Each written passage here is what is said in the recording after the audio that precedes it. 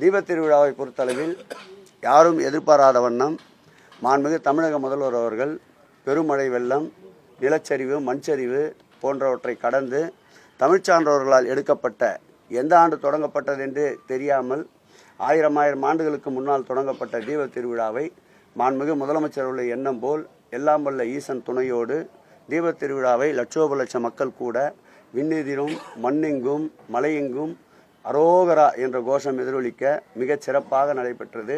இந்த ஆட்சியில் எடுக்கின்ற நடவடிக்கைகள், எடுக்கின்ற முன்னெடுப்புகள் அனைத்திற்கும் இறைவனும் இயற்கையும் துணை புரியும் என்பது, மாண்புமிகு முதலமைச்சர் அவர்களுக்கு துணையாக இருக்கும் என்பது தீபத் திருவிழாவே ஒரு சாட்சியாக இருக்கின்றது.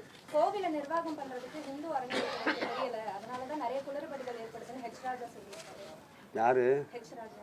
அவர் அண்ணாமலை வந்துட்டார்ல, அவருக்கு ரோல் இருக்காரு, பார்க்கலாம். அண்ணாமலை சார் கேட்டால் சொல்லலாம். இந்து சமய அறநிலைத்துறையினுடைய சட்டம் என்பது இந்து சமய அறநிலைத்துறை கொடைகள் சட்டம் 1959ஆம் ஆண்டு உருவாக்கப்பட்டது. அது உச்ச நீதிமன்ற நீதியரசர்கள் அடங்கிய பெஞ்சால் உருவாக்கப்பட்ட சட்டம்.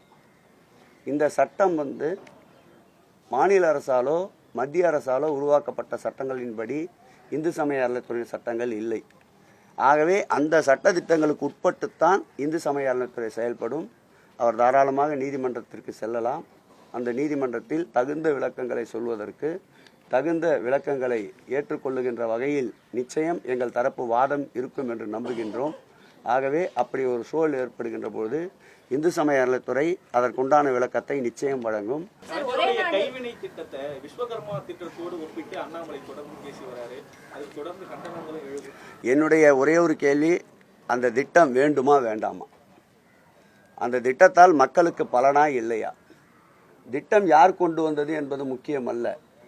அந்த திட்டத்தை செம்மைப்படுத்தி செழுமைப்படுத்தி அந்த திட்டத்தால் மக்களுக்கு உண்டாகின்ற பலனைத்தான் அரசியல் கருத்துக்கள், அரசியல்வாதிகள் மையப்படுத்த வேண்டுமே தவிர திட்டத்தை குறை கூறுவது ஏற்புடையதல்ல. அப்படி குறை கூறுவது அந்த திட்டத்தால் பயன்படுகின்ற மக்களை குறை கூறுவதற்கு சமமாகும். செய்திகளை உடனுக்குடனும் துல்லியமாகவும் தெரிந்து கொள்ள சப்ஸ்கிரைப் பண்ணுங்க.